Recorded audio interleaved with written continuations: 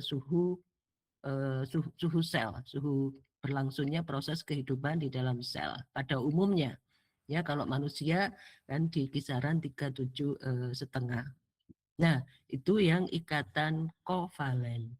Yang ikatan non kovalen, nah ini membutuhkan untuk terbentuknya suatu molekul ya atau interaksi antar molekul di dalam sel yang berdasarkan interaksinya menggunakan ikatan non kovalen, mereka membutuhkan energi, dengan kata lain interaksinya, kejadiannya bisa dilakukan, bisa terjadi pada suhu selular ya, suhu 37,5 derajat Celcius. Dengan kata lain, karena energi yang diperlukan untuk membentuk ataupun untuk melepaskan ikatan non kovalen itu bisa terjadi pada suhu eh, suhu fisiologis ya, istilahnya suhu fisiologis, mudah terbentuk dan mudah juga dilepaskan. Nah, ikatan non kovalen inilah yang menjadi dasar ya terjadinya interaksi antar molekul, yang menjadi dasar terjadinya proses hidup ya di dalam sel ya. Mulai dari transport sel melalui membran gitu ya, mulai dari pengenalan enzim dengan substratnya ya, mengenali reseptor dengan ligan ya, itu nanti kita kenalkan di materi biologi sel nanti ya di pertemuan-pertemuan yang akan datang ya. Namun prinsip inilah prinsip hukum kimia ya, salah satunya yang mendasari adalah ikatan kovalen dan ikatan non kovalen ya. Termasuk di dalamnya adalah pH ya, pH.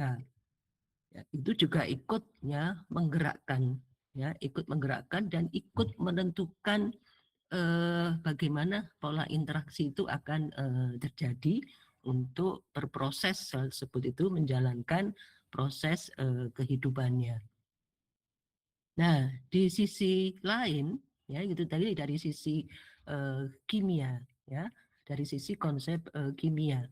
Dari sisi konsep fisika ya, ini kita masuk ke istilah yang disebut dengan bioenergetika ya, bioenergetika. Dengan kata lain atau mungkin dengan istilah yang mudah adalah bagaimana sel memperoleh energi, bagaimana sel mengolah atau memproses energi tersebut menjadi atau mendorong atau menjadi proses-proses kehidupan. Nah, proses kehidupan tadi dijalankan oleh molekul ya, dijalankan oleh molekul.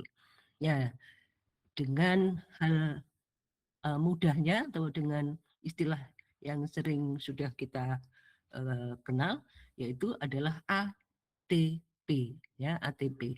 Nah, tentunya kalau kita bicara ATP sebagai molekul, kita bisa menggunakan prinsip hukum kimia ya kalau kita bicara ATP sebagai molekul. Ya, namun di sisi lain ATP bisa kita arahkan juga dengan mendasarkan pada hukum bioenergetika di hukum-hukum kimia ya. Ya, tergantung nanti bagaimana bahasannya ya, bagaimana bahasannya. Nah, yang tadi saya sampaikan terkait dengan ikatan kovalen ya, terkait dengan ikatan non kovalen gitu ya. Nah, yang beberapa ikatan pada saat dia terlepas ataupun pada saat ikatan tersebut menyatu ya, ada yang membutuhkan energi, ada yang menghasilkan energi ya, ada yang membutuhkan energi, ada yang menghasilkan energi, yang di skala kimia kita sebut sebagai reduksi oksidasi ya, yang menghasilkan delta G. Ya, saya tidak membahas delta G secara detail gitu ya. Namun untuk memberikan pemahaman bahwa yang kita bahwa ikatan non kovalen yang kita diskusikan tadi untuk membentuk atau untuk memisahkan ikatan tersebut ya dibutuhkan energi atau menghasilkan energi ya tergantung dari eh, jenis molekul yang berinteraksi. Nah, prinsip energi ini itu mendasarkan diri pada bioenergetika di dalam konsep fisika ya kaitannya ke sana. Nah, oke. Nah, algoritma terkait dengan ikatan kovalen, ikatan non kovalen gitu ya, dengan juga energi yang diperlukan atau energi yang diperlukan atau energi yang dihasilkan selama terbentuknya ikatan-ikatan tadi, nah itu sudah tersimpan ya dalam database ya, tersimpan dalam database. Ya, namun demikian eh, pada saat kita menerjemahkan hasil dari bioinformatika datanya, bila nanti terkait dengan interaksi molekul misalnya, pastilah di situ muncul ya informasi yang disebut dengan binding affinity. Ada informasi yang misalnya dikaitkan dengan kebutuhan energi. Ya tentunya nanti di semester yang akan datang ya. Nah itu terjemahannya atau dasar pemahamannya diperlukan konsep dasar fisika dan kimia. Nah, ya tentunya di bioinformatika, pemahaman bioinformatika mutlak ya diperlukan pemahaman biologi sel ya, mutlak diperlukan pemahaman biologi sel. Ya, sehingga hasil atau data dari bioinformatika itu bisa di-create ya atau bisa diterjemahkan dengan hasil yang sesuai dengan proses kehidupan yang ada di dalam sel. Nah, proses kehidupan yang ada di dalam sel itu ya dasar terjadinya itu melandaskan diri pada hukum fisika ya atau konsep fisika dan konsep kimia. Ya, kalau kimia tadi yang saya garis bawahi adalah ikatan kovalen dan ikatan non kovalen. Kalau di prinsip fisika yaitu konsep bioenergetika ya. Nanti bisa dibuka lagi yang fisika misalnya ada termodinamika 1 atau termodinamika 2 gitu ya. Oke, jadi untuk mendasarkan diri ke sana. Oke, secara bertahap ya di materi pertama ini akan sebenarnya lebih ke arah reminding ya, karena pemahaman ini sudah pernah dikenalkan di level sebelumnya ya di SMA. Ya, di level sekarang di semester 1 ya ada penekanan-penekanan khusus ya untuk mendukung ya untuk mulai menajamkan konsep-konsep dasar yang nanti diperlukan ya diperlukan di semester-semester selanjutnya. Nah, oke, kalau tadi sebagai contoh tadi ikatan kovalen ya, ikatan kovalen mungkin bisa dicatat ya, dan ini menjadi landasan kuat juga. Nanti tentunya akan dipelajari lagi di semester 2 ya. Semester 2 lebih detail karena di situ ada genetika molekuler ya, lebih spesifiknya lagi. Ya, di sini lebih ke arah pengenalan ya, supaya dari pengenalan itu bisa punya view ya, gambaran secara umum hal-hal yang konsep yang mendasar. Detailnya ya nanti ada di kuliah di semester selanjutnya. Ya paling enggak ini saya kenalkan misalnya di konsep kimia ya ikatan kimia kita kenal ikatan kovalen misalnya ada ikatan peptida. Ikatan peptida yang menghubungkan asam amino dengan asam amino yang lain yang membentuk protein. Nah, pada saat kita membicarakan protein, tidak lepas dari ikatan kovalen yang namanya ikatan peptida. Ya,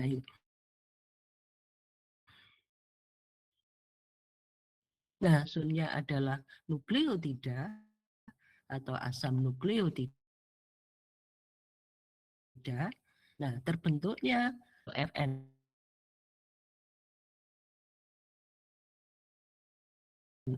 jenis ikatan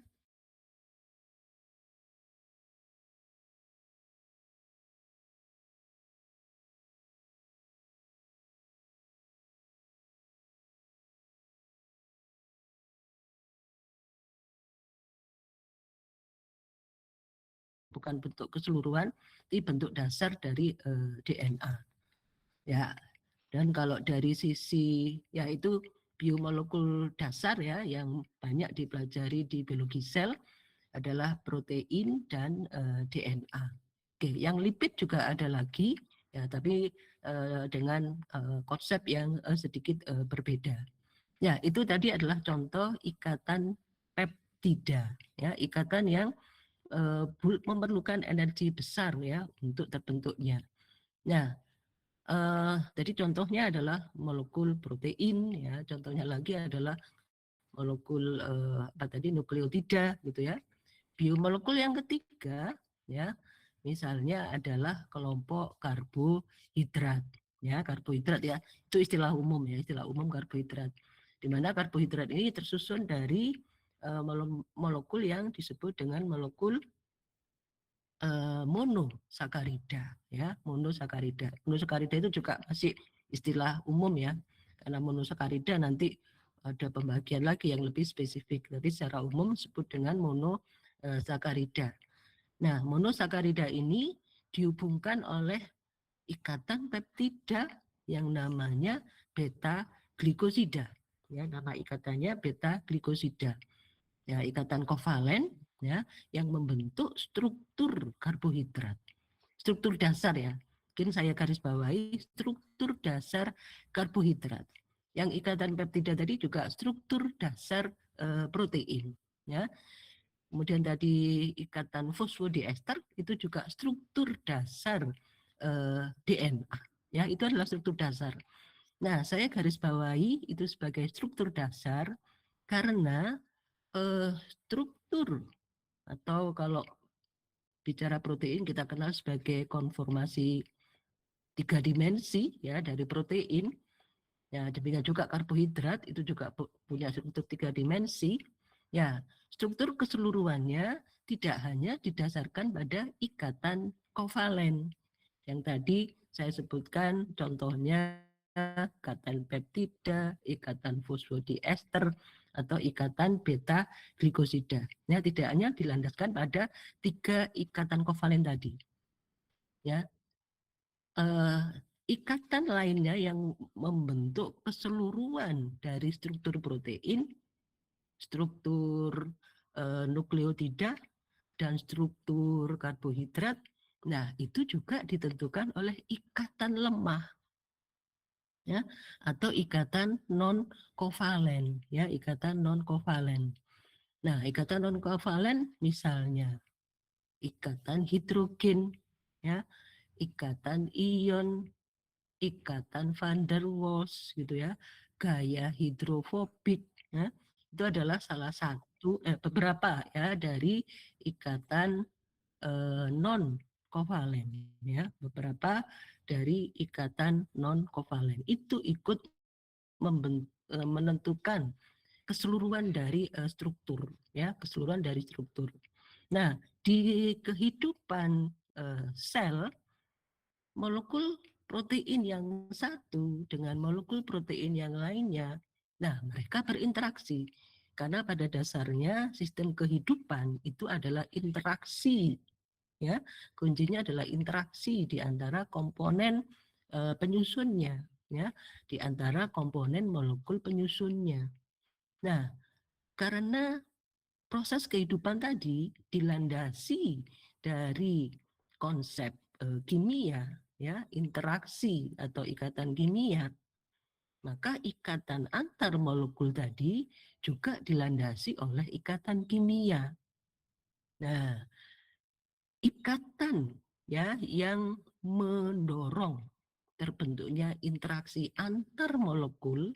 Antar molekul ini bisa protein dengan protein, protein dengan karbohidrat misalnya, protein dengan lemak misalnya.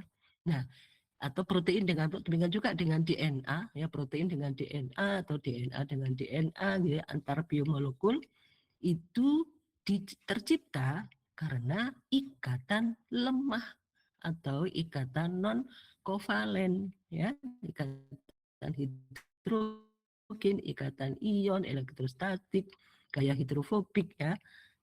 Itu yang mendasari interaksinya, interaksi antar molekul ya, interaksi antar molekul. Nah, itu konsep dasar ya di konsep dasar fisikokimia.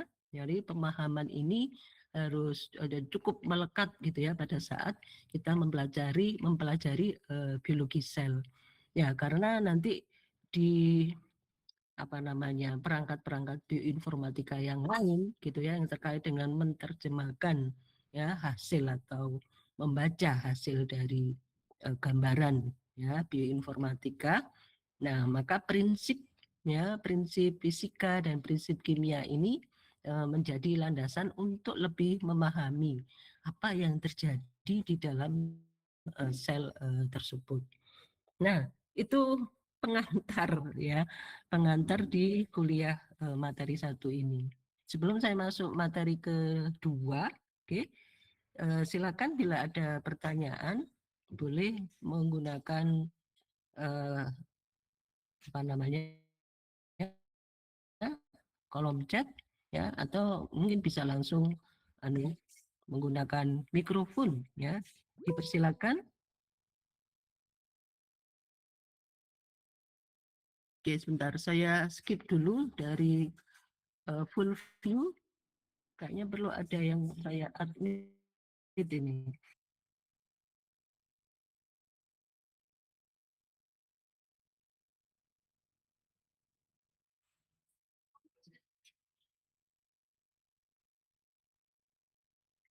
Oke, ada yang mau ditanyakan terlebih dahulu?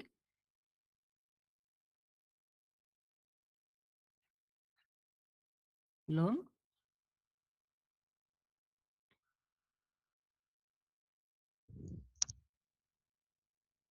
Oke.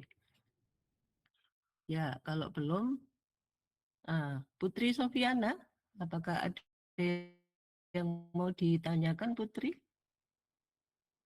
Belum Putri, ya.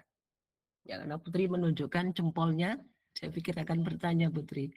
Belum ya Putri ya?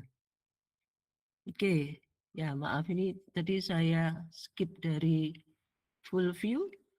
Nah, sekarang saya harus masuk ke full view. Semoga bisa. Bukan bisa ya, tapi tadi masuknya. Silakan, bila ada yang hendak ditanyakan, mungkin ada informasi yang belum clear, ya, ada yang terlewat catatannya, dipersilakan.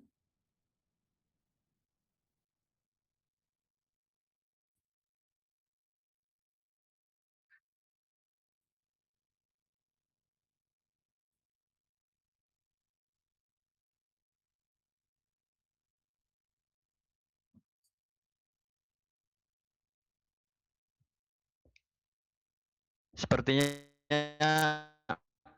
buat sekarang belum ada yang mau nanya, Oke, Ibu. Aman baik. aja. Saya lanjutkan. Ya oke, mau saya lanjutkan, tapi ini screen-nya belum mau full view lagi. Oke, jadi yang saya sampaikan di awal tadi, ya, kalau diringkas dalam satu slide, ya jadinya seperti ini. Ya, jadinya seperti kalau disingkat dalam satu slide. Ya, jadi fenomena kehidupan pada tingkat sel. Ya, ini artinya bahwa fenomena yang terjadi tidak hanya pada tingkat sel ya, karena sel juga harus berinteraksi dengan sel yang lainnya untuk membentuk organisme dan seterusnya. Ya, karena memang bahasan lebih sebenarnya lebih fokus ya ke selnya. Jadi di sini di garis bawahi adalah pada tingkat sel ya, karena memang landasannya pada level seluler. Ya. Nah itu tadi berlangsung mengikuti kaidah ya, kaidah atau prinsip atau hukum fisika dan hukum kimia. Ya. Oke, kalau tadi saya menggarisbawahi terkait dengan interaksi non kovalen ya, interaksi non kovalen.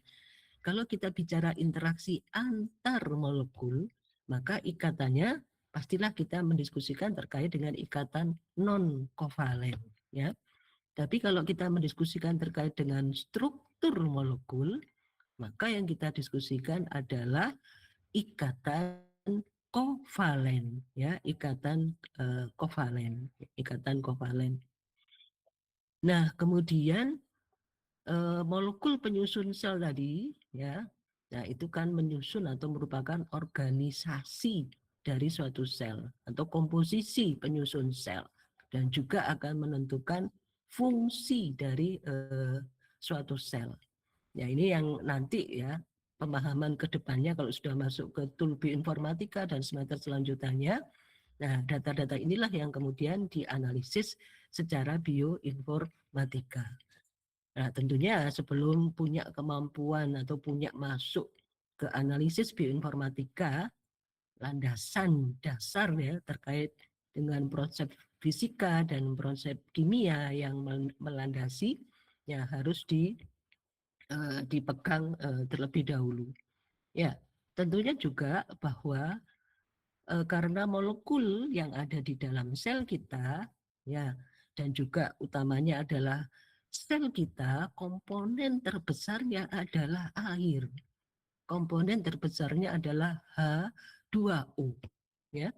Maka proses atau interaksi yang terjadi di dalam sel itu juga apa namanya? Juga tidak terlepas ya dari sifat yang dipunyai oleh molekul H2O ya, yang tersusun dari hidrogen ya dan yang tersusun dari oksigen dengan polaritas positif dan ada kutub ya negatifnya.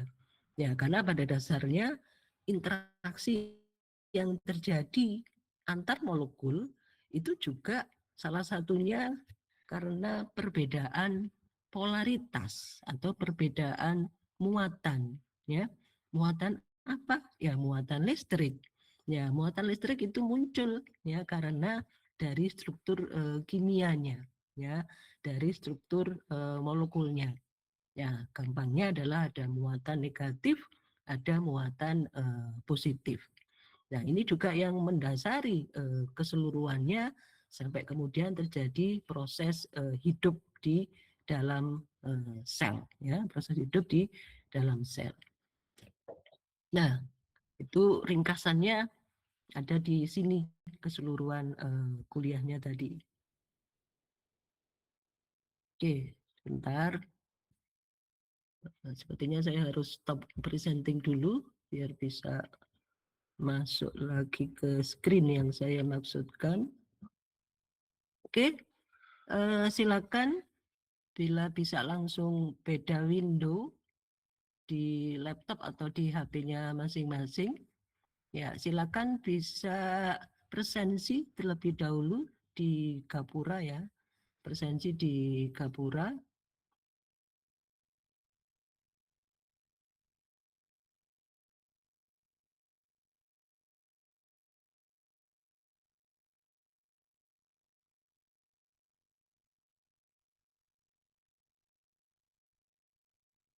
Oke,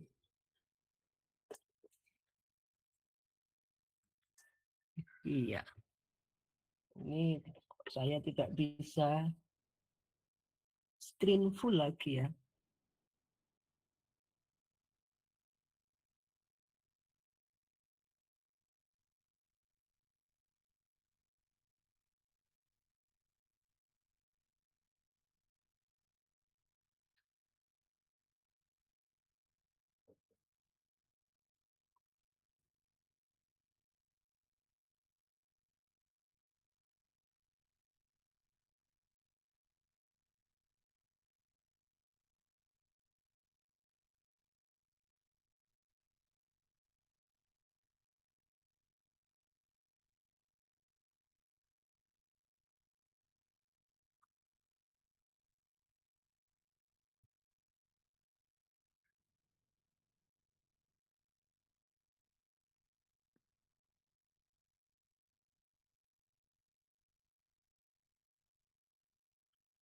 Oke, baik, sudah bisa lagi full screen. Oke, kita mulai di sini, slide yang ketiga. Oke, slide ketiga ini adalah manifestasi ya dari slide yang tadi saya sampaikan, naratif ya, panjang lebar di depan tadi. Nah, di dalam biologi sel ya tadi kalau di maaf ya, di slide ini tadi urutannya dari yang paling skala yang paling nano ya, skala yang paling kecil ukurannya yaitu skala nano ya. Ini adalah sifat oke, tadi saya belum pakai pointer ya. Oke, sifat apa namanya pada level atom ya, pada level atom ya, sampai dengan nantinya masuk ke data bioinformatika ataupun analisis bioinformatikanya. Ya, kita lihat apa namanya bahasan satu demi satu ya, bukan satu demi satu ya, ini masih view besarnya, karena tentunya beberapa bahasan ini ya sebagian nanti akan dijelaskan lebih detailnya lagi di semester selanjutnya ya, seperti struktur protein, DNA, RNA, nanti akan ada kelanjutannya di kuliah semester 2 ya, genetika molekuler.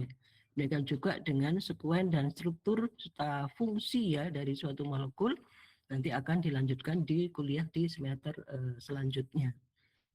Nah, yang di bahasan biologi sel ini lebih ke arah ke seperti membran sel ya. Ini bahasan biologi sel ya, masuk ke sini yang nanti ada satu pertemuan ya terkait dengan membran sel. Ya, kemudian terkait dengan reseptor dan ligan nanti juga ada apa namanya, ada materinya di kelas biologi sel ya. Ada di kelas biologi sel. Nah, sedangkan materi yang lain dan tentunya ada organel ya, ada organel. Ya, organel ini karena organel itu tentunya tersusun ya dari beberapa komponen molekul ya, masuk di bahasan ini ya tentunya. Nah, jadi tidak semuanya diselesaikan di biologi sel ya. Nanti lebih detailnya lagi ada di kuliah selanjutnya. Nah, oke, kita mulai dari karena hari ini kita membahas prinsip fisikokimia ya dalam biologi sel ya.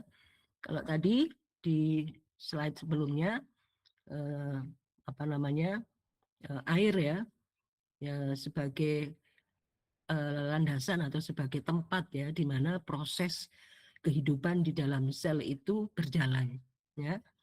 Karena air ya pertama 70% ya itu adalah sudah cetak birunya ya, given ya, sudah desain ya, desain dari sang pencipta ya, dari Allah, bahwa desainnya semua proses kimia, proses fisika yang berlangsung di dalam sel itu medianya adalah air.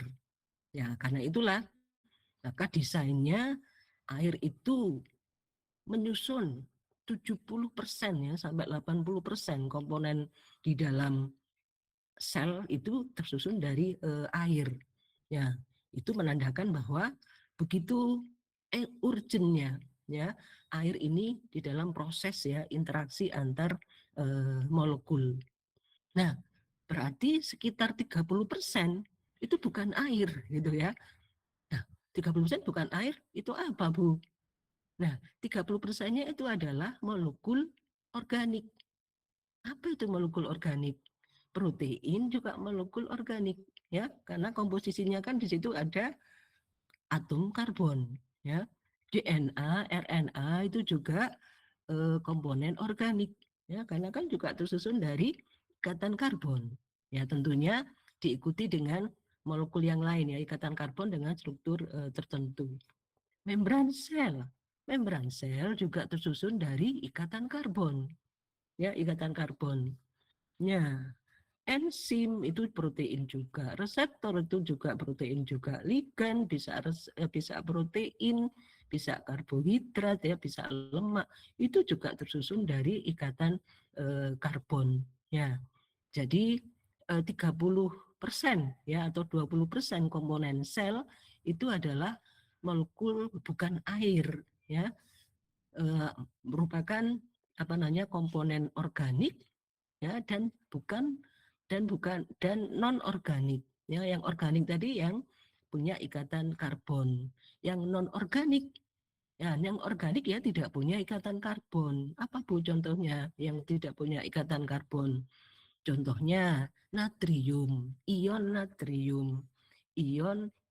klorida, ion kalsium, ya, ion kalium, ya, ion magnesium. Nah, ion-ion ini ada di dalam sel kita yang menjadi bagian dari 20 sampai 30% dari komponen sel tadi. Ya, untuk menjalankan proses hidup, ya, untuk diperlukan. Jadi tidak hanya tadi ikatan karbon yang diperlukan, ya, tapi molekul atau non non non organik ya di luar yang atom karbon ya itu juga diperlukan untuk berlangsungnya interaksi antar molekul, ya, juga diperlukan untuk berlangsungnya proses kehidupan. Nah, itu apa penjelasan yang 30%. Jadi secara tidak langsung kalau kita bahas air, nah itu sudah 70% ya yang kita bahas ya dari sel. Sedangkan molekul organiknya yang 30% ya, tapi ini juga yang menggerakkan ya proses hidup.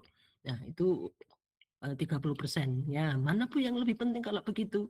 Ya, dalam hal ini kita tidak bisa menjustifikasi siapa yang lebih penting gitu ya. Semuanya berkontribusi kepentingannya. Karena kalau yang satu terjadi pengurangan atau yang satunya lagi terjadi kelebihan, nah proses hidup tentunya tidak berjalan harmonis ya, tidak berjalan harmonis. Nah, kita mulai dari H2O ya, mungkin tepatnya adalah H2O ya. Catatannya mungkin bisa diganti ya. Ya, mungkin tergantung lebih mudah menulis H2O atau lebih mudah menulis air ya. Oke, yang jelas bahwa air dengan sifat kimianya yang kita sebut dengan polaritas air ya, dia punya kutub negatif dan punya kutub positif. Ya, kutub negatif dan kutub positif ini sama-sama kuat ya dalam molekul air. Ya, inilah yang memungkinkan terbentuknya ikatan hidrogen. Dengan siapa Bu ikatan hidrogennya? Nah, tentunya dengan dengan molekul di luar air, ya di luar air. Ya, ya di dalam air pun antara hidrogen dan oksigen itu juga ada ikatan hidrogen juga gitu ya.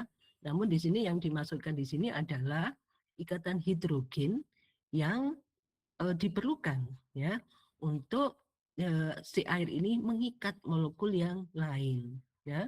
Molekul apapun yang mampu diikat oleh air, artinya molekul tersebut adalah larut dalam air, ya, larut dalam air. Ya, sebagai contoh ya protein. Ya, banyak protein itu mempunyai kelarutan yang tinggi pada air, ya, larut dalam air. Nah, seperti itu. Ya, molekul-molekul yang tidak larut air ya juga ada. Ya, di dalam sel kita juga ada molekul yang tidak larut air. Nah, kalau tidak larut air, bagaimana Bu itu? Nah, justru molekul yang tidak larut air ini juga punya fungsi spesial di dalam sel. Ya, kalau saya menunjuk di sini membran sel, nah ini fungsi spesial dari molekul yang tidak larut air, yang sifatnya hidrofobik ya, istilahnya adalah interaksi hidrofobik. Nah, ini krusial juga ya dalam menentukan proses transportnya, lalu lalang molekul atau nutrisi yang dibutuhkan oleh sel. Nah, oke, ini saling saling terhubung ya satu dengan yang lain. Nah, selain air itu menentukan, memungkinkan terbentuknya ikatan hidrogen dengan molekul yang lain. Molekul lain itu siapa, Bu? Ya bisa protein, ya, bisa nucleic acid, ya, bisa karbohidrat, ya, bahkan juga bisa lemak juga, begitu, ya. Nah, oke, polaritas air itu juga mempengaruhi interaksi hidrofobik, ya, interaksi hidrofobik. Apa itu, Bu, hidrofobik? Hidrofobik itu adalah molekul yang tidak punya kemampuan untuk diikat oleh air, ya. Ya, pada umumnya seperti molekul lemak, ya. Pada umumnya adalah molekul-molekul penyusun membran sel, ya. Nanti kita bahas membran sel ada sesi sendiri, ya. Oke, interaksi hidrofobik, ya. Itu landasan ya, kita sebut bahwa molekul itu larut air atau tidak larut air, ya. Salah satu dasarnya itu adalah kemampuannya dia berinteraksi dengan H2O, ya, atau tidak berinteraksi dengan air. Nah, itu terkait dengan air. Dan oke, ini bahasanya terkait dengan interaksi non kovalen ya. Masih ingat tadi? Coba ini supaya tidak ngantuk. Saya pancing dengan satu pertanyaan. Interaksi yang non kovalen tadi menentukan apa ya? Oke, silakan menyebut, bisa pakai mikrofon ya, menyebutkan namanya terlebih dahulu. Kalau interaksi non kovalen tadi menentukan apa ya? Menentukan yang apa ya? Oke, silakan. Interaksi non kovalen ya. Tadi saya sebutkan ikatan non kovalen ya. Tadi saya sebutkan ikatan non kovalen. Itu sama dengan interaksi non kovalen. Oke, sepertinya tadi ada bunyi, mungkin mau menyampaikan jawaban atas pertanyaan saya. Begitu. Saya Ibu. Oke, siap. Bisa diulang pertanyaannya Boleh nggak, Bu? 2 orang gantian ya. Silakan. Dulu ini si cewek dulu kayaknya ya. Maaf ya. Pertanyaannya boleh diulang nggak, Bu? Oke, sebentar. Pertanyaannya adalah ini, kalau kalau kita ada clue terkait dengan interaksi non kovalen, ya, apa saja yang berkenaan dengan interaksi non kovalen? Ada istilah apa saja yang bisa masuk ya kalau kita sedang mendiskusikan terkait dengan interaksi non kovalen? Oke, silakan, boleh. Baik, saya perkenalkan saya Michelia Camila Ano. Yang saya tangkap dari penjelasan Ibu mengenai interaksi non-kovalen berfungsi membentuk struktur molekul. Ikatan ini menjaga kestabilan membran sel, terus mengatur komunikasi seluler secara dinamis gitu. Oke. Ya, Ya. di ikatan. Terima kasih. Maaf tadi nama depannya siapa? Saya Pelan-pelan. Michelia Camila Ano, Ibu. Michelle ya, Michelle ya. Michelle, betul. Oke, Terima baik. kasih, Bu. Baik. Oke, saya catat hanya clue yang tadi disampaikan oleh Michelle ya. Tadi ada satu lagi kayaknya yang hendak menjawab, dipersilakan. Boleh? Ada? Oke, belum ya. Oke, baik ya. Oke, jadi kalau terkait dengan non kovalen ini ikatan lemah ya. Pengertian dasar apa yang mungkin kita ingat lagi ini adalah ikatan lemah ya. Oke, kalau kita ada kata non kovalen ini ya yang tidak boleh kita katakan ya, tidak boleh kita katakan adalah membentuk struktur suatu molekul. Ini yang tidak boleh kita katakan. Ya. Jadi non kovalen tidak membentuk struktur dasar, maaf ya. Mungkin lebih tepatnya adalah struktur dasar, ya. Tidak menentukan struktur dasar dari suatu molekul. Ya, tapi kita mengatakan bahwa ikatan non kovalen menentukan interaksi antar molekul, ya, interaksi antar molekul. Itu yang boleh kita katakan, yang boleh kita sampaikan. Yang boleh kita sampaikan lagi, non kovalen ini adalah menentukan struktur atau mungkin tepatnya adalah konformasi 3 dimensi dari suatu molekul, ya. Ya, konformasi atau 3 dimensi struktur 3D dari suatu molekul. Nah, itu yang boleh kita katakan terkait dengan non kovalen. Jadi tidak boleh kita mengatakan non kovalen itu terlibat di dalam struktur dasar, ya. Tapi struktur 3 dimensi, iya, ya.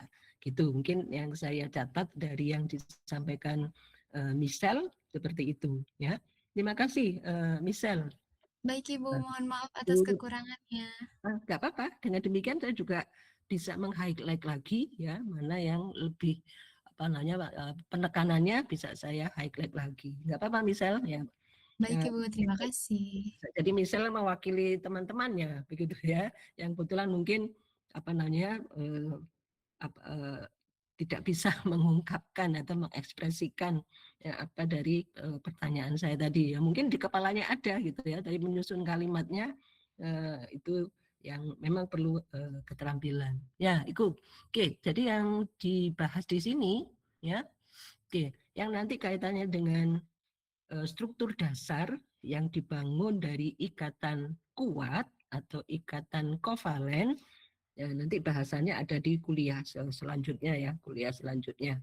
Oke, karena itu di sini kita di biologi sel itu lebih mengedepankan interaksi antar molekul ya, interaksi antar molekul sehingga di sini ya di slide kedua ini lebih mengedepankan interaksi non kovalen ya, interaksi non kovalen.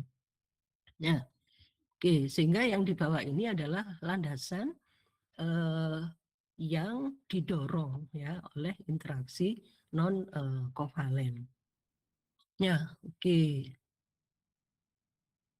Nah, oke, kalau terkait dengan struktur protein ya, meskipun nanti di biologi sel ini kita tidak membahas protein ya secara detail ya, tapi ini kan juga melandasi nanti bagaimana reseptor ya di dalam sel, ligan di dalam sel itu bekerja ya sehingga pelipatan atau kestabilan protein dan interaksi non kovalennya itu ikut menentukan. Nah, ini nanti ada detailnya lagi di kuliah genetika molekuler ya.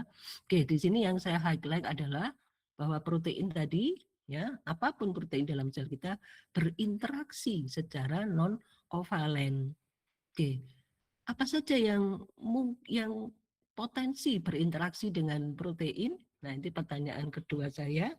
Silakan selain misal ya bisa menjawab ya biar semuanya rata ya pernah menjawab ya. Apa saja yang bisa berinteraksi dengan protein ya? Oke. Silakan ada yang mencoba menjawab apa saja yang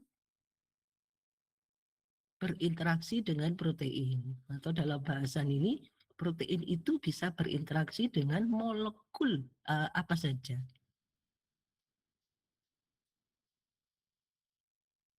Ya, silakan pertanyaan. Menjawab, Bu. Oh, oke, sip. Silakan nama dulu. Nama dulu. Namanya Perkenalkan, nama saya Rafa Adli Haidar, biasa Rafa dipanggil ya. Rafa, Bu. Baik, Rafa. Silakan Rafa. Ya.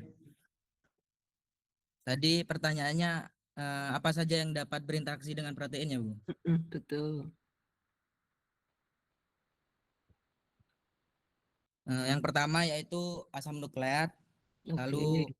lipid, Oke. setelah itu karbohidrat, Oke. ion logam dan molekul anorganik.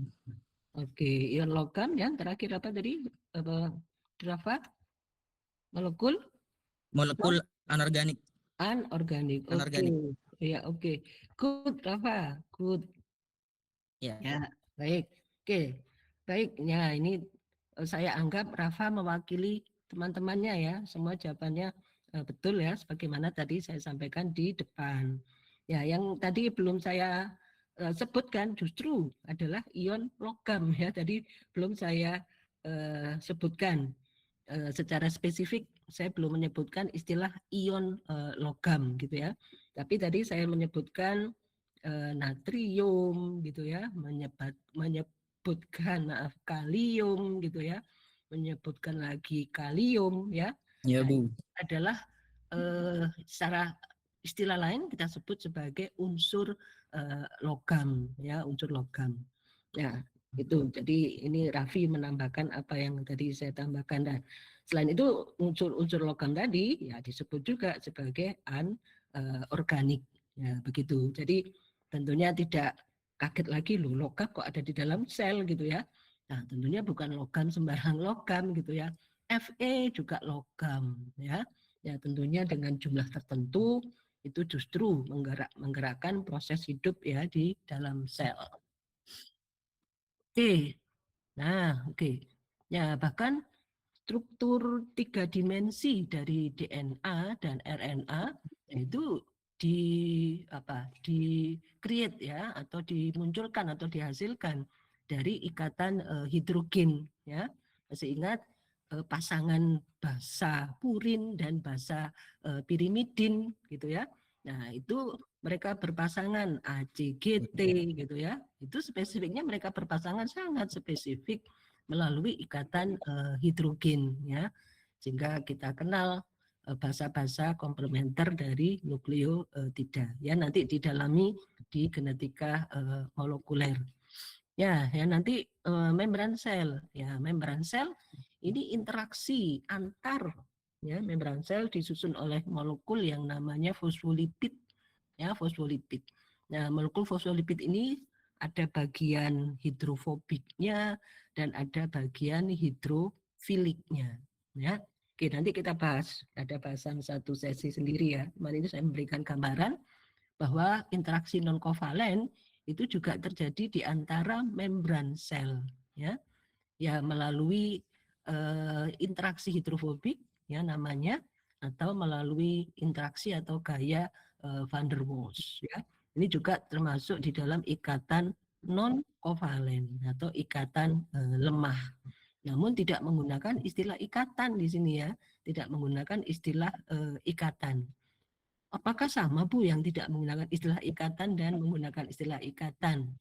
Mungkin secara umum ya, sebenarnya sama, secara umum sama ya, interaksi ya, tapi karena secara kimia tidak ada ikatan antar atom ya, maka disebut tidak ada menggunakan kata ikatan ya, tidak ada apa seperti tali di antara atom gitu ya, tapi mereka berinteraksi ya dengan cara tidak membentuk tali tadi itu. Nah, karena itu tidak disebut sebagai ikatan ya. Oke, ini nanti kedepannya ini juga menjadi dasar ya, biasanya suka salah gitu ya, suka salah. Kalau hidrofobik disebut sebagai gaya atau efek. Demikian juga dengan van der Waals disebut sebagai gaya atau interaksi ya, bukan ikatan ya. Oke, berikutnya adalah pH ya, pH. pH ini juga menentukan interaksi antar molekul ya. Karena dengan pH akan mengubah menggeser ya menggeser muatan pH 7 dengan pH 5 dengan pH 8 gitu ya. Itu muatan positif negatifnya tentunya berbeda untuk setiap molekul ya. Karena setiap molekul itu dia akan berada pada keseimbangan muatan yang sangat spesifik. Dan itulah yang mendasari interaksi elektrostatik di antara molekul. Itu dasarnya adalah perubahan protonasi, perubahan muatan ya. Kalau tadi interaksi antar protein, protein dengan DNA gitu ya. Selain tadi karena interaksinya terbentuk dari ikatan non kovalen ya, Nah, ikatan non-kovalen tadi dilandasi juga dari perubahan protonasi, ya, perubahan muatan, ya, sehingga interaksi antar molekul utamanya adalah interaksi yang berlandaskan pada interaksi elektrostatik. Nah, ini terjadi, ya, itu terkait dengan pH. Nah, pH ini secara algoritma, nah ini juga sudah tersimpan ya di dalam algoritmanya, sehingga molekul tertentu ya itu secara algoritma susunan molekul yang seperti itu ya akan sudah desainnya sudah tersimpan ya pH berapa yang optimal untuk menjalankan suatu proses ya kehidupan. Nah, oke, pada saat kita nanti mendiskusikan ini juga bahasan salah satu ya bahasan di biologi seluler reseptor ya utamanya bukan enzimnya ya, spesifiknya nanti adalah reseptor dan ligan ya untuk biologi sel. Ya, meskipun enzim juga ada di sana tapi nanti lebih dikuatkan di reseptor dan ligan. Nah, ini ada spesifitas ya interaksinya atau spesifitas pengikatannya. Nah, kalau kita enzim ya spesifik dengan substratnya. Ya, ini spesifitas. Ya, enzim dengan substratnya.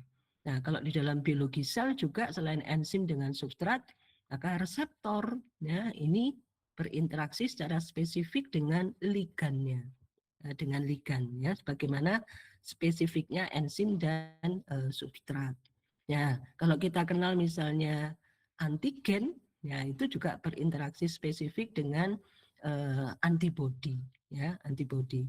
Ya, jadi di beberapa interaksi antar molekul, tadi ada interaksi yang sangat spesifik. Ya, ini adalah contoh-contoh interaksi yang sangat spesifik. Apa sih Bu artinya spesifik tersebut? Spesifik itu artinya hanya molekul itu dan itu saja dan pasangannya itu saja yang bisa berinteraksi. Ya, kalau bukan pasangannya ya tidak bisa berinteraksi. Ya mungkin kalau kita hanya say hello saja ya, tidak bisa berinteraksi. Ya, tidak bisa saling mengikat. Ya, itu maksudnya yang spesifik. Ya, jadi kalau misalnya enzim kita tahu ya, enzim dengan substratnya ya. Kalau kita bicara amilase ya berarti itu dengan pati ya seperti itu misalnya. Ya. Nah itu ada interaksi yang spesifitasnya itu terjadi pada beberapa molekul. Nah kemudian oke, sekuen, struktur dan fungsi. Nah ini bahasannya. Nah, ini mungkin lebih spesifiknya nanti di genetika molekuler ya. Ya terutama kalau sekuen ini utamanya ya terkait dengan sekuen urutan ya urutan asam amino dalam protein ya atau urutan apa namanya basa purin ya dan basa pirimidin ya basa-basa nukleotida di dalam DNA ya itu maksudnya adalah sekuen. Nah urutan ya lebih mungkin tepatnya adalah urutan ya kalau misalnya DNA yang paling mudah CGAT gitu ya dengan GACT itu akan menghasilkan sesuatu yang berbeda ya menghasilkan sesuatu yang berbeda. Nah dan kalau protein juga demikian ya asam amino kan ada 20 ya anggap aja asam amino nomor 1 sampai nomor 20. Bila urutannya asam amino misalnya 145 dengan asam amino yang urutan nomornya 541 ya maka itu akan menghasilkan sesuatu yang sangat berbeda. Yang perbedaan itu nanti akan menentukan perbedaan struktur ya yang ini nanti memberikan penjelasan mengapa mutasi pada gen ya itu bisa menyebabkan perubahan fungsi perubahan proses ya yang terjadi di dalam sel ya karena ada perubahan yang cukup mendasar dari strukturnya. Nah, pemahaman-pemahaman tersebut nanti akan bermuara ya tentunya bermuara maksudnya adalah akan melandasi prinsip bioinformatika untuk memprediksi struktur gitu ya, untuk melakukan docking gitu ya dan juga untuk memprediksi misalnya dampak mutasi, ya. Dampak mutasi. Kalau mutasi terjadi pada salah satu molekul, maka strukturnya kan berbeda. Kalau strukturnya ada berbeda gitu ya, maka pasangannya ya pasangannya yang tadi bisa berinteraksi ini menjadi tidak bisa berinteraksi. Ya, mudahnya begitu. Kita punya teman dulu, teman SMP misalnya atau teman SD dulu gondrong gitu ya. Nah, begitu ketemu di masa SMA atau masa kuliah sudah dicukur klimis, ya cantik gitu, ganteng gitu ya. Pasti kita menjadi pangling gitu ya, yang tadinya akrab menyapa karena sudah dipotong rapi menjadi kita lihat dulu ini siapa gitu, kayak pernah kenal atau tidak gitu. Itu ibarat ilustrasinya adalah seperti itu. Nah ini yang bermuara, salah satunya nanti bermuara pada bioinformatika. Nah, seperti itu bahasannya ya. Ini memberikan arahan nanti selama kuliah di apa namanya, biologi seluler ya.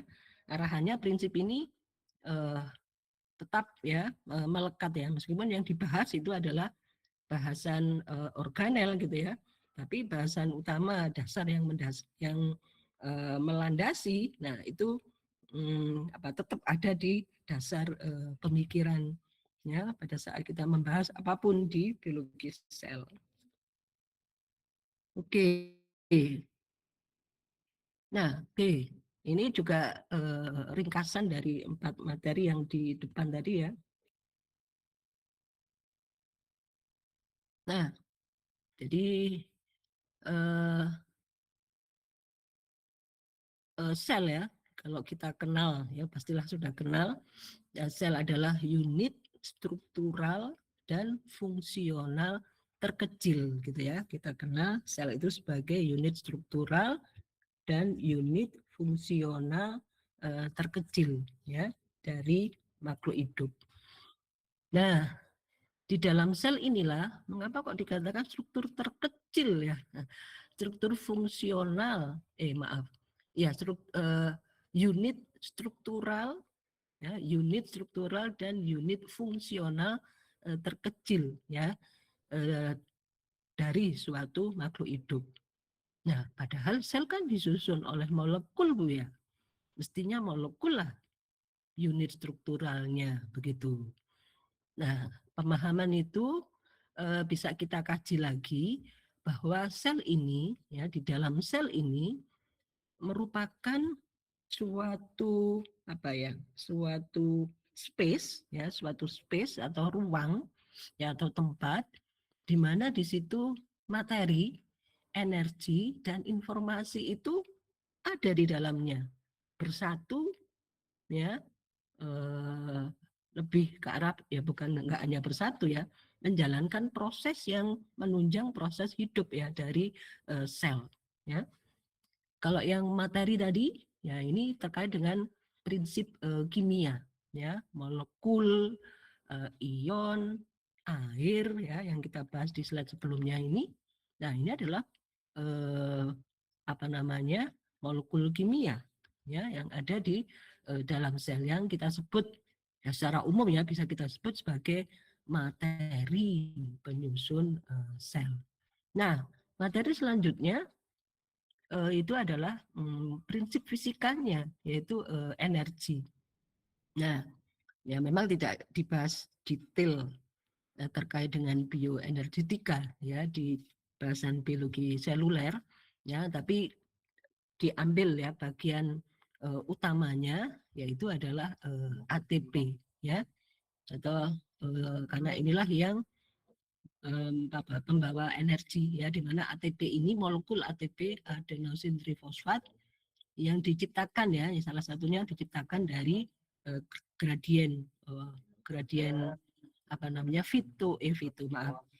gradien hemiosmosis ya di dalam sel ya yang akan menghasilkan mekanisme kerja. Oke, maaf saya skip sebentar sambil selesai azan zuhur ya.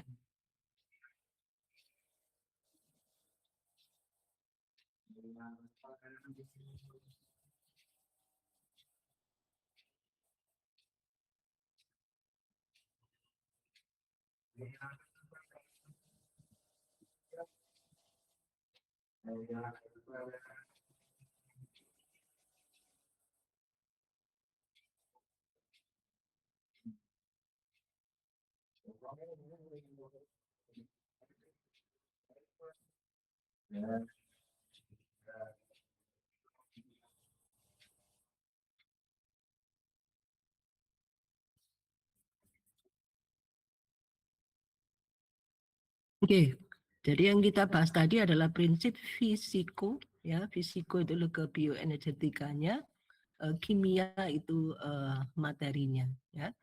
Nah, dan keduanya ini secara filosofis sel, ya, yang kita bahas tadi apa istilah ya yang masuk ya di dalam bahasan energi atau fisiko, kimia dan materi. Ya, ada satu lagi bahasannya bahwa sel itu juga mengalirkan informasi, ya, mengalirkan informasi. Ya, di mana informasi informasi apa yang disampaikan oleh sel. Nah, informasi ini mengalir ya dari blueprint, ya, blueprint atau cetak nukleotida ya yang ada di DNA, ya, kemudian mengalir melalui transkripsi yang ada apa namanya mengalir lewat mRNA gitu ya, dari RNA mengalir lagi melalui translasi ya membentuk protein ya. Nah, dari protein inilah kemudian menghasilkan regulasi. Regulasi apa itu Bu regulasi? Regulasi ini maksudnya adalah kapan sih aktivitas suatu sel itu lanjut, ya, kapan ya aktivitas sel itu berhenti. Nah, seperti itu maksudnya adalah regulasi. Kapan memulai dari suatu reaksi kimia di dalam sel, kapan menghentikan proses kimia di dalam sel, ya. Itu yang disebut dengan informasi. Nah, saya sebut informasi. Informasi itu adalah sesuatu yang diteruskan ya, mengalir ya. Informasi itu diteruskan dan mengalir. Mungkin gambaran mudahnya adalah seperti pewarisan sifat genetik dari ayah ke ibu. Ya, itu pewarisan. Ya, yang diwariskan apa? Sifat genetik. Ya, pewarisan sifat genetik ini istilah di dalam aktivitas sel kita sebut sebagai informasi yang mengalir. Ya, disebut dengan tadi pewarisan genetik ya kalau kita bicara genetika karena ada sesuatu materi kode atau informasi itu yang diteruskan ke anaknya ya. Kalau dalam genetika adalah sifat, warna, rambut misalnya itu diturunkan atau ada lagi muncul di keturunannya. Maksudnya adalah itu ya. Kalau informasi kalau di dalam aktivitas sel maka informasi itu kurang lebih bentuknya kurang lebih ya itu adalah gambaran atau ilustrasinya. Jadi kita tahu bahwa sekuen DNA itu ya udah cukup ribuan ya, puluhan ribu sekuen gitu ya. Nah, dari seluruh sekuen itu ya tidak semuanya aktif bersama-sama gitu ya. Tergantung dari kebutuhan sel, maka sel itu hanya akan mengaktifkan segmen tertentu saja dari DNA itu untuk diaktifkan atau ditranskripsi menjadi RNA. Ya, dari RNA itulah kemudian baru menghasilkan protein untuk menghasilkan suatu proses regulasi. Regulasi itu tadi adalah proses kapan ya suatu reaksi kimia itu, reaksi metabolisme itu, reaksi proses yang terjadi di dalam sel. Nah, kapan itu dihentikan ya atau kapan itu dilanjutkan. Ya, bahkan sintesis DNA ya itu kan juga tergantung dari enzim ya. Enzim itu protein gitu ya. Bahkan mekanisme transkripsi dari DNA ke RNA juga butuh enzim. Enzim itu protein ya. Nah, jadi proses replikasi, proses transkripsi DNA Ya, itu juga suatu proses regulasi. Ya, di mana regulasinya, nah dibutuhkan enzim ya atau protein dalam hal ini. Protein dikode oleh DNA, blueprintnya ada di DNA. Nah, itu yang dimasukkan sebagai informasi. Nah, dengan kata lain misalnya bahwa sekuen asam amino ya, sekuen asam amino itu ditentukan oleh blueprintnya, dalam hal ini adalah susunan nukleotida di kromosomnya, susunan nukleotida di DNA-nya. Nah, itu yang disebut sebagai informasi yang mengalir. Ya, protein enzim amilase ya dengan enzim tripsin sama-sama proteinnya. Kemudian misalnya lagi insulin ya, itu hormon sama-sama protein ya, tapi punya fungsi yang berbeda, strukturnya juga berbeda, urutan asam aminonya yang berbeda ya, karena dikode oleh segmen DNA yang berbeda. Nah, itu maksudnya adalah informasi yang menginstruksikan untuk menghasilkan insulin. Nah, itu spesifik di dalam segmen DNA tertentu ya. Nah, itu informasinya mengalir ya, misalnya tadi gen pengkode insulin mengalir ke RNA dulu untuk menghasilkan mRNA ya, dari mRNA kemudian barulah susunan triplet codon dari RNA ya, itu akan menghasilkan susunan asam amino dalam protein ya, dengan susunan yang kemudian disebut sebagai misalnya tadi contohnya adalah insulin. Nah, insulin nanti ya akan menentukan regulasi keseluruhan ya, contohnya untuk pengaturan gula darah. Nah, tapi itu tadi yang dimaksudkan dengan informasi ya, informasi di dalam sel itu ada juga informasi yang mengalir ya, informasi yang mengalir. Oke, sebelum saya lanjutkan ke sesi selanjutnya ya. Oke. Ini sebenarnya bukan sesi selanjutnya ya. Harapannya adalah bahwa dengan penjelasan saya tadi di depan mahasiswa bisa mempunyai pemahaman 5 poin ini ya, 5 poin ini. Karena itu saya evaluasi ya, apakah penjelasan saya tadi sudah melibatkan 5 poin atau ada penjelasan yang kurang ya. Oke. Oke, sepertinya tadi penjelasan saya ada yang kurang tajam ya di daerah yang poin 1 ya, kurang tajam terkait dengan kesetimbangan. Nanti saya tambahkan lagi sedikit. Ya, oke, penjelasan tadi sudah memberikan ilustrasi ya bagaimana air ya menentukan ya interaksi antar molekul gitu ya. Kemudian terkait dengan pH dan kemudian terkait dengan bioenergetikanya. Ya, meskipun yang tadi energi bebasnya tadi belum kelihatan tajam ya saya sampaikan. Oke, tapi di bagian ini tadi sudah saya sampaikan sehingga mahasiswa bisa memberikan ilustrasi di sini. Oke, yang ketiga ini memprediksi arah perpindahan zat melalui membran. Nah, ini tidak tercover ya pada penjelasan saya. Ini nanti tercover pada materi membran ya, tercover dari materi membran. Jadi kalau yang poin 3 ini belum masuk hari ini karena nanti detailnya ada di materi terkait dengan membran. Ya. Kemudian poin yang keempat ya terkait dengan kompartementalisasi fungsi organel. Nah, ini juga nanti bahasannya di materi-materi selanjutnya ya, utamanya di materi sesudah UTS ya, sudah UTS kita banyak di sini. Nah, ini yang hari ini kita menjelaskan prinsip atau fenomena fisiko kimia. Nah, yang kelima fenomena seluler ya sebagai data bioinformatika.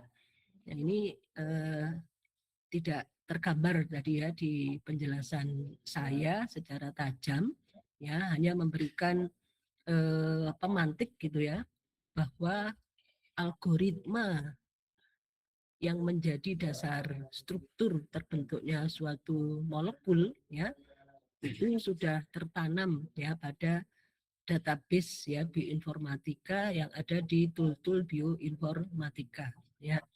Database sudah tertanam di sana fenomena selularnya. Fenomena seluler tadi yang kita pelajari adalah interaksi antar molekul gitu ya. Salah satu contohnya itu sudah tertanam di tool-tool bioinformatika. Ya, sehingga pemahaman prinsip fisikokimia ini ya harapannya akan melandasi pemahaman dasar ya, pemahaman dasar proses kimia yang ada di dalam sel yang nanti ke depannya ya di materi kelas selanjutnya nanti akan dihubungkan dengan data bioinformatika yang memang tidak di pertemuan hari ini atau di dalam mata kuliah ini. Ya, jadi yang banyak kita bahas tadi adalah di poin kedua ya. Poin selanjutnya ya nanti di materi yang materi biologi seluler di pertemuan selanjutnya. Oke. Ya, yang ini tadi baik. Ini saya masuk di sistem terbuka ya, sistem terbuka yang ada di dalam sel. Nah, ini untuk menjelaskan ya apa sistem terbuka ini. Sistem terbuka ini nanti melandasi bioenergetika atau prinsip atau konsep fisika di dalam sel. Nah, kalau kita bicara ya terkait dengan sistem terbuka, istilah sistem terbuka itu sebenarnya yang dimaksudkan adalah aliran energi di dalam sel, ya, aliran energi di dalam sel. Nah, aliran energi di dalam sel, nah disebut dengan terbuka karena sel itu harus menerima nutrisi, menerima oksigen, ya, dan menerima molekul-molekul lain yang fungsinya adalah untuk memberi instruksi sel itu harus melakukan apa dari lingkungan di luar sel. Ya, karena itu disebut sel sebagai sistem terbuka. Nah, di dalam sel di situ ada pertukaran molekul melalui membran ya.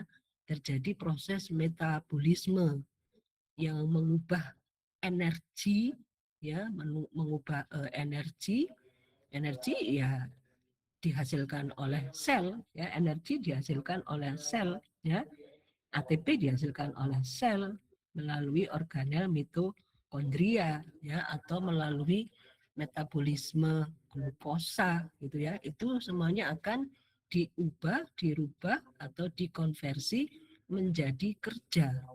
Yang dimaksud dengan kerja ini adalah kerja menghasilkan suatu proses aktivitas di dalam sel ya, seperti kontraksi otot ya, bahkan transport lewat membran juga ada yang butuh energi ya, itu juga kerja dalam sel. Proses replikasi perbanyakan DNA itu juga proses kerja ya, aktivitas sel. Tadi saya sebutkan transkripsi, translasi itu juga kerjaan sel atau aktivitas sel ya. Itu aktivitas-aktivitas itu tentunya memerlukan ya, memerlukan energi. Nah, proses pengolahan energi tadi ya, sel mengolah ya energi dan proses-proses menjalankan proses hidupnya, mensintesis protein butuh energi gitu ya, berinteraksi dengan molekul lain juga butuh energi gitu ya. Ya, energi itu kemudian juga sel untuk melakukan itu secara bioenergetika melepas dalam bentuk waste atau limbah ya, istilahnya limbah. Karena limbah ini tidak lagi ya diperlukan oleh sel. Maksudnya tidak lagi diperlukan itu tidak semuanya 100% tidak diperlukan ya. Misalnya limbahnya dalam bentuk CO2 ya, dikeluarkan dalam bentuk gas ya, dikeluarkan pada saat pernapasan. Panas ya, panas tentunya yang beberapa reaksi atau interaksi antar sel itu juga menghasilkan panas ya, dan sebenarnya menghasilkan panas lebih ke arah ke meningkatkan suhu ya, meningkatkan suhu, dan ini dilepas ya ke lingkungan di luar sel. Dan juga ya ini mungkin istilah terlalu umum ya kalau limbah ya. Limbah ya juga dikeluarkan, maksudnya yang tidak lagi diperlukan oleh sel itu juga dikeluarkan ke lingkungan sel ya, di luar sel. Ya, nanti kalau dia adalah bagian dari organisme hidup, maka limbah ya atau CO2 ini dikeluarkan melalui organ yang sesuai gitu ya, organ yang sesuai. Tapi maksudnya yang di sini adalah artinya dari lingkungan sel itu mendapatkan oksigen ya, memperoleh atau memerlukan molekul ya dalam bentuk nutrisi, memerlukan sinyal ya untuk untuk memproses atau untuk menghasilkan proses kerja di dalam sel. Ya, di sisi yang bersamaan sel juga melepas hasil limbah dalam proses bioenergetika pasti ada energi panas yang dihasilkan, nah itu dilepas ke lingkungan ya. Ada juga molekul ya, hasil metabolisme yang dilepas ke lingkungan. Nah, inilah yang disebut bahwa sel itu adalah sistem terbuka. Ada yang masuk, diproses di dalam sel, dan juga ada yang keluar ya, harus dikeluarkan sebagai limbah ya, keluar sel. Nah, ini disebut sebagai sel itu sebagai sistem terbuka ya, sistem terbuka ya. Karena itu di sini sel memerlukan lingkungannya. Apa bu lingkungan sel itu? Lingkungan sel antara lain ya sel yang lain ya, sel yang lain dalam tubuh kita. Ya, bahkan sel yang sama dalam jaringan tersebut itu juga lingkungan sel ya, juga lingkungan sel. Nah, oke, itu yang dinamakan bahwa sel itu adalah sistem terbuka.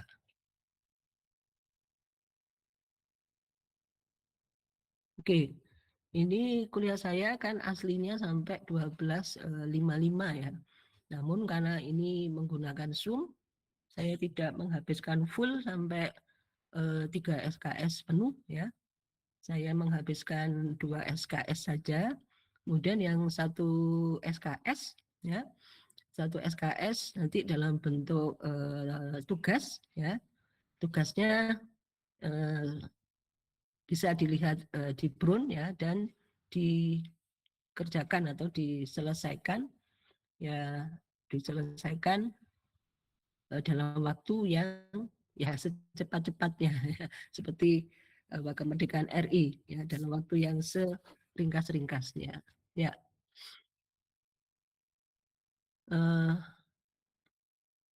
Oke. Oke, sebentar, ini saya skip saja. Oke, ada beberapa nanti yang dibahas di membran ya, sehingga tidak saya skip di bahasan ini. Ini yang polaritas air ya, yang tadi saya sebutkan di sebelumnya ya, bagaimana polaritas air itu menentukan kelarutan ya dari suatu molekul, yang termasuk juga menentukan apakah molekul itu bersifat hidrofobik ya. Dikatakan hidrofobik bila dia tidak larut air. Ya, tidak larut air artinya dia tidak bisa berinteraksi dengan kutub negatif ataupun kutub positif dari air ya. Sehingga dikatakan bahwa suatu molekul itu punya polaritas tertentu ya. Artinya adalah ada suatu molekul yang sangat hidrofobik, ada molekul yang sangat hidrofilik gitu ya. Nah, namun yang 100% hidrofobik dan 100% hidrofilik, ya itu tidak ada. Ya, meskipun suatu molekul itu sangat hidrofobik, ya, namun ada bagian meskipun porsinya kecil, ada bagian yang hidrofilik. Ya, seperti misalnya protein. Protein itu secara umum adalah protein yang hidrofilik. Filik itu air, hidro itu ya apa istilahnya, suka ya, punya afinitas yang besar ya terhadap air. Hidro, air. Filik itu suka. Hidrofilik berarti suka air. Ya, bisa diganti nih. Kalau sarang hiu bisa diganti gitu ya, hidrofilik. Nah, hidro itu suka ke siapa gitu, filik itu kan suka gitu ya. Jadi suka ke siapa, hidronya bisa diganti. Nah, kalau hidrofobik, nah, fobik itu artinya mudahnya tidak suka hidro. Hidro itu air, tidak suka air artinya tidak bisa berinteraksi dengan muatan negatif ya ataupun muatan positif dari air gitu ya. Kalau kita punya gugus polar ya atau hidrofilik dan punya gugus nonpolar ya atau hidrofobik ya, mereka tidak saling berinteraksi. Mereka itu yang molekul polar dan molekul yang nonpolar. Yang nonpolar akan berinteraksi atau cenderung mengumpul sesama hidrofobik atau sesama hidrofobik atau nonpolar tadi. Kalau sesama polar itu lebih cenderung berkumpul yang sesama polar. Bu, artinya mereka tidak pernah bisa bertemu dalam satu struktur. Nah,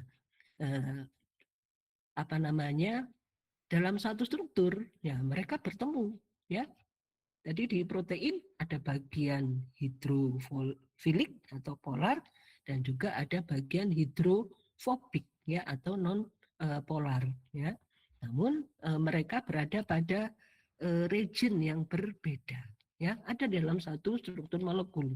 Ya, tapi yang non polar itu cenderung mereka berada pada space ya yang berbeda dengan space yang polar ya. Oke, nanti manifestasinya ada di kuliah genetika molekuler ya semester depan. Ya, di sini kan gambaran umum bahwa istilah non polar, istilah polar gitu ya. Atau nama lainnya kalau non polar, istilah lainnya adalah hidrofobik ya. Yang istilah polar nama lainnya adalah hidrofilik ya, hidrofilik. Nah, oke, ini yang terkait dengan bahwa air ikut menentukan ya bagaimana antar molekul di dalam sel itu berinteraksi ya, berinteraksi. Oke, kalau di slide yang awal tadi salah satunya itu ditentukan apa namanya? Salah satunya ya di apa namanya? Mendukung atau tempat mediasi terjadinya protonasi. Ya, protonasi tadi apakah muatannya cenderung positif atau muatannya cenderung negatif ya terkait dengan pH. Nah, itu menentukan ya interaksi antar molekul. Ya, dengan kata lain bahwa interaksi antar molekul ya tidak hanya ditentukan oleh kepolaritasannya ya, tidak hanya didukung oleh kepolaritasannya atau tidak polaritasnya, tapi juga ditentukan oleh apa namanya pH ya, ditentukan oleh pH. Ya, tentunya interaksi juga ditentukan oleh struktur ini, bentuk 3 dimensinya ya. Ditentukan oleh bentuk 3 dimensi antar molekul ya. Ditentukan oleh polaritas, ditentukan oleh muatan dan juga ditentukan oleh struktur 3 dimensinya ya. Sebagaimana kita tahu enzim dan substrat kita kenal sebagai key and log ya. Key and log itu kan struktur ya, struktur atau bentuk ya, struktur 3 dimensi atau bentuk 3 dimensinya ya. Ya, sehingga ini kita tahu bahwa selain struktur 3 dimensi yang menentukan interaksi ya, juga ditentukan oleh pH, juga ditentukan oleh polaritas, ya, polaritas. Ya, ini semua interaksi ya. Kalau saya review lagi, contoh tadi interaksi protein dengan protein, ya, interaksi protein dengan DNA, gitu ya. Jadi salah satu contohnya replikasi DNA, ya, replikasi asam nukleat. Tapi untuk replikasi atau perbanyakan DNA diperlukan enzim, ya, enzimnya polimerase. Nah, kalau tidak ada enzim polimerase, nah, replikasi DNA tidak terjadi, gitu ya. Ya, polimerase protein yang direplikasi adalah DNA. DNA itu salah satu bentuk interaksi protein dengan DNA. Ya. Oke, itu contohnya. Nanti contoh yang lain secara bertahap nanti akan ada contoh-contoh di event-event atau di materi-materi selanjutnya. Oke, ini tadi sudah saya bahas, ya, sudah saya singgung, meskipun memang tidak spesifik. Elektrostatik adalah yang seperti ini, gitu ya, atau ikatan hidrogen adalah yang seperti ini, ya, begitu. Tadi saya kenalkan hal-hal yang biasanya ada salah persepsi, ya, dari mahasiswa antara ikatan dan gaya, ya, antara ikatan dan gaya. Tadi sudah saya highlight di depan, ini saya review lagi bahwa kalau ikatan, ya, itu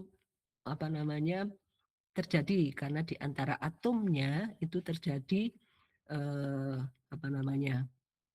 bisa karena muatannya berlawanan, ya, positif dan negatif, ataukah di situ ada elektron yang diterima atau ada elektron yang diterima atau ada elektron yang diberikan, ya. Maka kita mendeklar itu disebut sebagai ikatan, istilahnya ikatan. Kalau tidak ada atau tidak terlibat muatan negatif, muatan positif, tidak terlibat elektron yang berpindah, gitu ya, tidak terlibat ada elektron yang diterima, ya, atau yang ditransfer, maka interaksi antar molekul itu nanti masuk di gaya van der Waals, tidak lagi disebut sebagai ikatan, ya, atau gaya hidrofobik, tidak disebut sebagai ikatan hidrofobik, ya.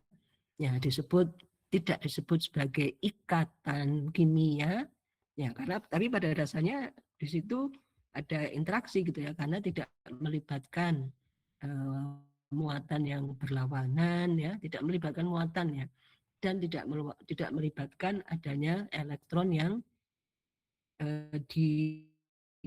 ditukarkan, ya, diterima atau diberikan, ya. Ya, oke, seperti itu. Itu terkait dengan interaksi dan ikatan dan gaya tadi, ya. Oke, pH. Oke. Tadi ilustrasi contohnya sudah saya berikan di depan, atau mungkin dengan kata lain, mungkin setiap interaksi, ya, membutuhkan pH spesifik. Mungkin contoh yang paling gampang, contoh yang mungkin mudah diilustrasikan. Ya, pH enzim amilase di dalam mulut kita, ya, netral. Ya, tapi pH enzim pencernaan di lambung, ya, pH-nya asam, ya. pH untuk interaksi enzim yang ada di usus halus, pH-nya basah, ya. Itu yang paling mudah, ya, gambarannya, bahwa setiap interaksi, ya, di dalam sel itu membutuhkan atau berada pada ambang batas pH yang spesifik, ya. Ya, meskipun di dalam sel, kalau di dalam sel tentunya perubahan pH-nya kan tidak se-ekstrim yang tadi saya gambarkan di pencernaan, gitu ya. Nah, perubahan pH-nya bisa jadi tidak se-ekstrim tadi, ya, tetapi perubahan pH, ya, karena tadi terkait dengan bagaimana elektron atau bagaimana hidrogen itu diterima atau dilepaskan, Ya, maka ini akan menentukan interaksi yang terjadi di dalam sel, Oke, yang ini nanti saya lanjutkan terkait dengan membran dan sifatnya. Saya lanjutkan di materi membran. Ya. Ini juga masih materi membran. Saya lanjutkan aja nanti di materi membran. Ini juga materi membran. Oke, beberapa saya skip ya. Oke, ini banyak materi membrannya.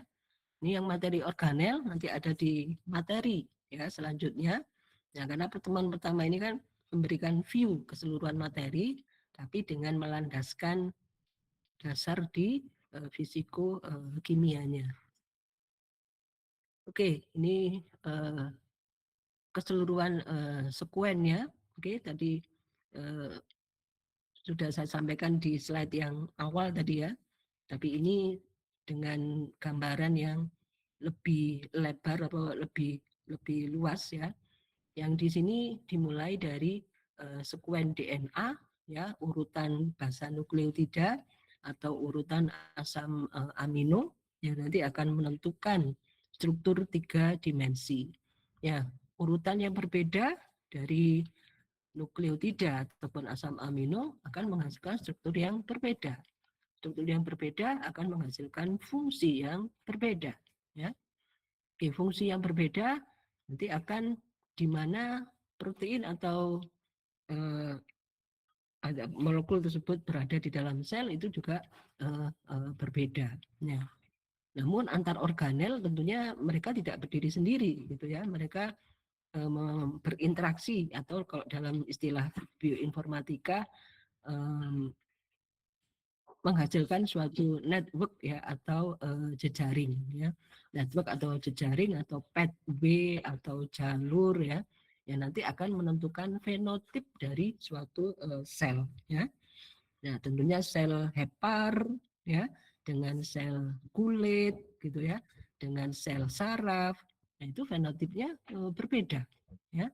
Fenotipnya berbeda meskipun DNA ya, atau urutan DNA pada sel kulit, sel hepar, sel saraf, urutannya sama gitu ya, kan sama-sama 46 kromosom ya kalau pada manusia sama. Ya, tapi fenotipnya berbeda. Fenotip itu apa, Bu?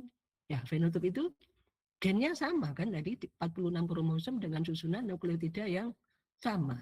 Ya, tetapi ekspresi proteinnya berbeda. Ya, sehingga ekspresi protein yang menentukan sel kulit ya berbeda dengan ekspresi protein yang menentukan fenotip sel saraf. Berbeda dengan ekspresi protein yang menghasilkan fenotip sel hepar, sel paru-paru. Ya, seperti itu yang disebut dengan fenotip ya, ditentukan oleh ekspresi proteinnya atau protein yang menentukan fenotip tadi ya. Oke, ini apa namanya pemaknaan lain ya yang nanti menghasilkan suatu jejaring ya, antar atau network ya di antara antar sel ya atau beberapa molekul ya di dalam sel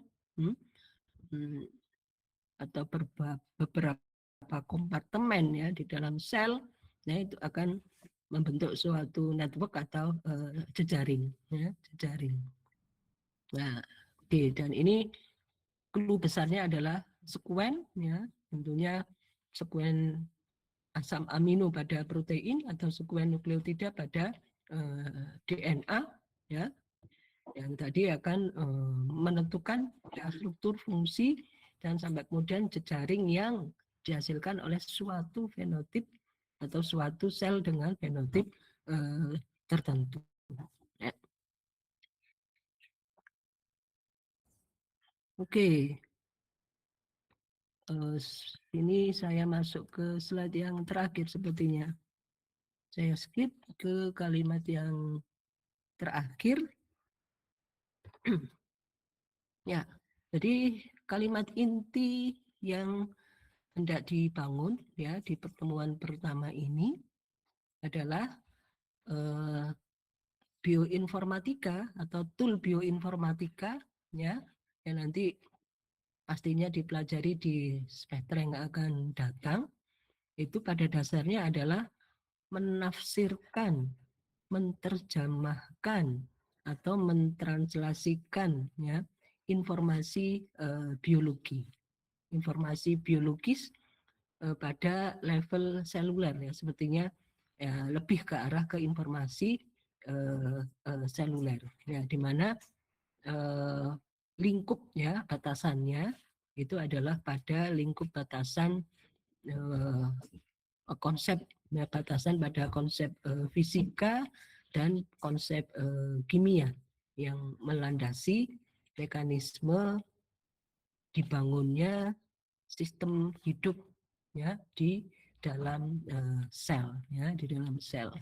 Oke, kalau kita kaitkan lagi dengan bioinformatika dengan kuliah yang sebelumnya, bioinformatika itu ya ada di sini ya, dalam bentuk data dan model, di mana data dari bioinformatika, nah asalnya pastilah dari data yang dihasilkan di laboratorium ya, di laboratorium ya, transport, metabolisme, sinyal gitu ya. Dan proses sel ini ya, tadi di slide sebelumnya ditentukan prosesnya tentunya ditentukan ya oleh struktur protein ya, ditentukan oleh struktur DNA gitu ya, dan struktur-struktur ini ya ditentukan atau fenomena atau mungkin apa namanya sifat ya dari suatu struktur ini ditentukan oleh sifat fisiko-kimia ya dari molekul yang menyusunnya ya, yang diantaranya melibatkan ya energi, melibatkan ikatan kimia baik yang kovalen maupun non kovalen ya. Ini secara keseluruhan ya penalarannya yang nantinya di akhir dari keseluruhan program studi bioinformatika. Nah, ini keseluruhannya adalah dengan kemampuan untuk menerjemahkan data dan menghasilkan suatu data bioinformatika. Ya, tapi tentunya ini tidak muncul ya begitu saja tanpa dilandasi oleh proses 3 sebelumnya, gitu ya. Proses yang sel ini dipelajari di biologi seluler, kemudian juga dipelajari di genetika molekuler semester 2, dan juga dipelajari di sistem biologi ya semester 3 ya, dan juga tentunya dengan mata kuliah yang lain ya, itu harapannya ke depannya keseluruhannya ya akan memberikan mahasiswa keterampilan ya dalam mengolah dan menerjemahkan data dan memprediksi dan menghipotesakan ya model yang terjadi di suatu proses hidup ya. Oke, demikian penutup dari kuliah saya. Oke, silakan. Saya screen-nya saya selesaikan atau dalam hal ini screen-nya saya tutup. Ya, silakan bila ada yang hendak ditanyakan. Izin bertanya, Bu. Baik, silakan. Nama? Saya Rafa Adli Haidar, Bu, dipanggil Oh, Rafa Rafa. ya. Oke, Rafa, silakan. Tadi kan waktu pengantar sempat disinggung kalau biologi seluler ini berkaitan dengan prinsip dasar fisika dan kimia ya, Bu. Oke. Lalu apakah jika kita ingin menguasai biologi seluler, apakah kita harus memiliki pemahaman yang matang mengenai prinsip-prinsip tersebut? Atau apa kita bisa mendapatkan pemahaman tersebut seiring berjalannya perkuliahan? Terima kasih. Iya, iya. Oke, terkait dengan bioenergetika saja, itu kalau full ya bioenergetika bisa jadi sudah 2 SKS sendiri begitu ya. Ya, dengan juga dengan kimia ya, kimia itu atau konsep kimia itu kalau dijabarkan ya bisa beberapa semester begitu ya. Nah, namun kita ambil bagian bagian yang sangat erat ya kaitannya dengan biologi seluler. Yang kimia juga kita ambil bagian-bagian yang terkait erat dengan biologi seluler. Nah, begitu Rafa. Yang tadi saya berikan clue, kimia itu yang mana yang kita ambil? Ya, kita ambil adalah ikatan kimia, ikatan kovalen, ikatan non kovalen, ya termasuk OTH dan protonasi, hidrofilik, hidrofobik. Nah, itu yang kita ambil untuk di sini biologi seluler. Yang fisika tadi kita ambil prinsip bioenergetikanya terkait dengan prinsip energi atau kesetimbangan di dalam sel ya terkait dengan energinya. Nah, bagian itu yang kita ambil ya, tidak kesemuanya. Nah, begitu Rafa. Jadi yang bagian yang diambil ya tadi saya terjemahkan ya dalam penjelasan saya. Begitu Rafa. Bagaimana Siap, Rafa? siap, Bu, siap, Bu, siap, Bu. Saya cukup menjawab Siap, siap, ya. siap, siap. Oke. Cukup. Seperti itu. Ada pertanyaan selanjutnya? Oke, ini tadi ada kita. Bu, saya izin Oke, ada bertanya. Manadira ya. Baik, silakan. Ini dengan siapa? Baik. Perkenalkan, nama saya Gita Dwi Alestari. Saya izin bertanya. Sebelumnya Bu Wiwit kan menjelaskan bahwa sel kita itu hampir 70%-nya isinya air. Lalu apa yang terjadi kalau kita itu kekurangan air? Apakah akan mempengaruhi ikatan yang ada di dalam sel itu dan juga interaksi yang ada di dalam sel tersebut? Terima kasih. Ya. Oke, baik, saya simpan dulu pertanyaannya. Ada satu lagi temannya Nadira. Silakan Nadira. Baik Ibu, terima kasih atas kesempatannya. Perkenalkan, nama saya Nadira Syazani. Saya ingin bertanya mengenai materi yang tadi, yaitu bagian pengertian ikatan versus gaya. Nah, tadi kan seperti Ibu jelaskan, kalau ikatan itu terjadi ada interaksi di antara atom kan, perbedaan muatan yang berlawanan. Sementara gaya itu sebaliknya. Nah, tapi bilang air atau H2O itu memiliki muatan juga. Jadi pertanyaan saya itu sebenarnya hidrofobik itu merupakan ikatan hidrofobik atau gaya. Soalnya kalau di materi SMA itu hidrofobik itu masuknya ke ikatan kimia gitu. Oke, ya baik. Ya, terima kasih pertanyaannya kita dan Nadira. Oke, saya ambil acak dulu ya. Oke, saya menjawab pertanyaan dari Nadira. Nadira tadi memberi contoh hidrofobik ya dan air ya, ikatan hidrofobik dan air. Nah, gaya, oke, saya juga ikut ikatan jadinya. Gaya hidrofobik. Nah, secara kimia hidrofobik itu terjadi ya karena justru gugus hidrofobik ini terdorong menjauhi gugus yang polar ya. Jadi gugus non polar atau hidrofobik ini dia otomatis menjauhi gugus yang polar. Jadi tidak ada istilahnya tidak ada interaksi, tidak ada terkait dengan muatan, tidak ada terkait dengan elektron yang diterima atau elektron yang dilepas. Nah, gitu Nadira. Karena itu di sini sekaligus saya meluruskan beberapa informasi yang perlu diluruskan karena hakikatnya ikatan kimia dengan gaya itu adalah dua hal yang landasan kimianya berbeda. Ya, begitu Nadira yang hidrofobik ya. Untuk yang air. Oke, yang air itu kalau di antara molekul hidrogen dan oksigen di dalam air, nah itu mereka ada ikatan hidrogen begitu ya.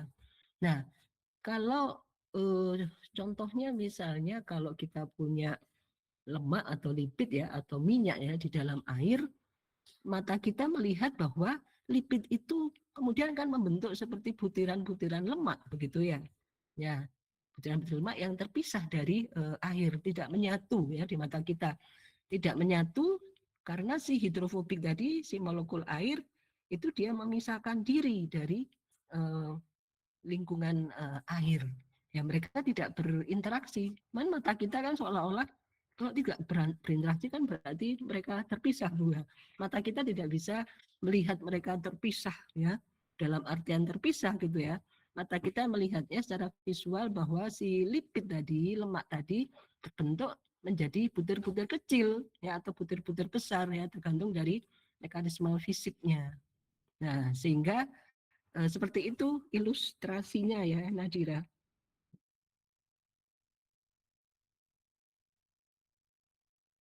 Ya, seperti itu apa yang jawaban saya, apakah sudah cukup memadai untuk menjawab pertanyaan Nadira?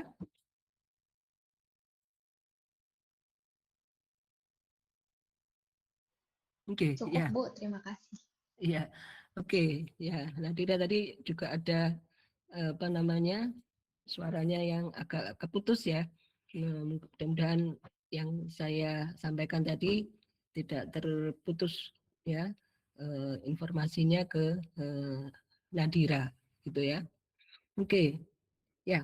Kalau nanti dicek lagi di buku yang berbahasa Inggris yang terkait dengan hidrofobik ya, dan juga terkait dengan van der Waals, ya mereka akan istilah yang digunakan ya bahasa Inggrisnya berbeda ya. Nanti bisa di apa namanya dicek di sana. Oke, pertanyaan kita terkait dengan komponen terbesar dari sel itu adalah air, dan bagaimana bila sel itu mengalami kekurangan air ya. Oke, pada dasarnya di dalam sel, kalau tadi kita lihat itu dia kan sistem terbuka ya. Selama sel itu menjalankan proses hidupnya dan berada pada lingkungan yang proper, maka ada pengaturan ya di dalam sel, ya, pengaturan di dalam sel supaya airnya tetap terjaga di kisaran 70%. Ya, di kisaran 70%. Jadi sel itu akan berupaya bagaimana supaya sel itu tetap di kisaran 70% komposisi airnya. Ya, ada mekanisme regulasi untuk hal itu. Ya, yang paling gampang kalau di amoeba atau plasmodium ada organel kontraktil yang salah satunya dia adalah memompa air, kelebihan air ya. Nah, itu salah satunya itu kalau kelebihan. Dan juga dari mekanisme seluler ada mekanisme yang mengatur banyak atau sedikitnya air di dalam sel, salah satunya lewat transport NAK ATPase. Ya, nanti kita pelajari selanjutnya. Transport Na itu natrium, K itu kalium. Ya, nanti itu nama transportnya memang NaK ATPase gitu ya. Namun sesungguhnya transport kedua logam tersebut nanti kelanjutannya adalah berkenaan dengan pengaturan ya komposisi air ya di dalam sel ya. Jadi selama medium sel tadi berada dalam medium yang proper ya, kalau tadi lingkungannya proper, nutriennya, oksigennya, lingkungannya dalam hal ini medianya adalah proper, maka selama itu sel akan melakukan regulasi pengaturan air. Ya, kalau mediumnya tidak proper ya, jumlah air tidak terpenuhi gitu ya, jumlah airnya. Nah, maka akan sel cenderung mengalami gangguan metabolisme, gangguan aktivitas selnya ya. Ya, bisa jadi proses hidup di dalam sel, proses metabolisme, proses reaksi kimia masih bisa berjalan, tapi tidak bisa optimal ya. Jadi proses penurunan aktivitas atau penurunan reaksi. Kalau penurunannya berlangsung hanya sebentar, ya sebentar dan sel kemudian bisa lagi mengatur jumlah airnya, sel akan mampu melanjutkan kehidupannya. Tapi kalau reaksi kimianya atau aktivitas selnya terjadi penurunan dalam waktu yang panjang, ya panjang itu berapa lama Bu? Gitu. Ya tergantung dari jenis selnya ya tentunya. Nah berlangsung dalam waktu yang terlalu lama, nah maka sel nanti akan masuk ke fase yang namanya ya, kematian sel, karena sel sudah tidak lagi punya ciri kehidupan, tidak bisa memproses energi, tidak bisa mengambil energi dari lingkungannya, tidak bisa memproses energi untuk kegiatan aktivitas selulernya. Nah itu sudah mendeklar sel masuk ke fase kematian sel. Nah, seperti itu kita. Baik, terima kasih Bu. Oke, terima kasih. Oke, baik. Untuk kuliah hari ini saya cukupkan materi PPT hari ini. Ya, akan segera saya upload di Brown, dan kemudian lecture note-nya juga segera saya upload di Brown, dan juga ada penugasan ya nanti juga segera saya upload di Brown, diselesaikan sebelum kuliah Selasa depan gitu ya. Alhamdulillah Selasa depan kita bisa offline kembali ya. Saya rasa itu untuk hari ini. Bila ada pertanyaan ya bisa disampaikan pada pertemuan Selasa depan ya. Saya rasa itu. Oke, saya pastikan lagi semua sudah presensi ya.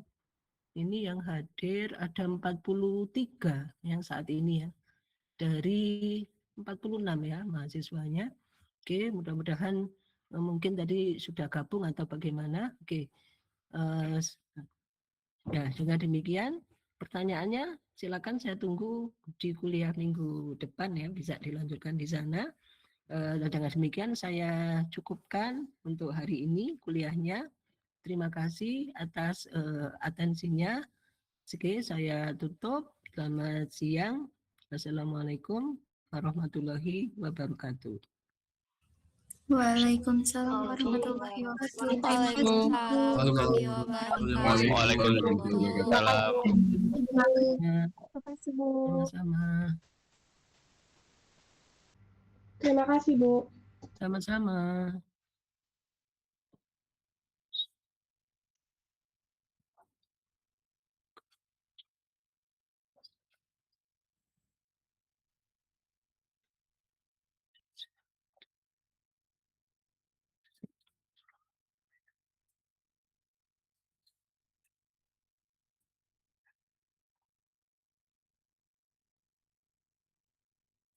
Kimia dasar ada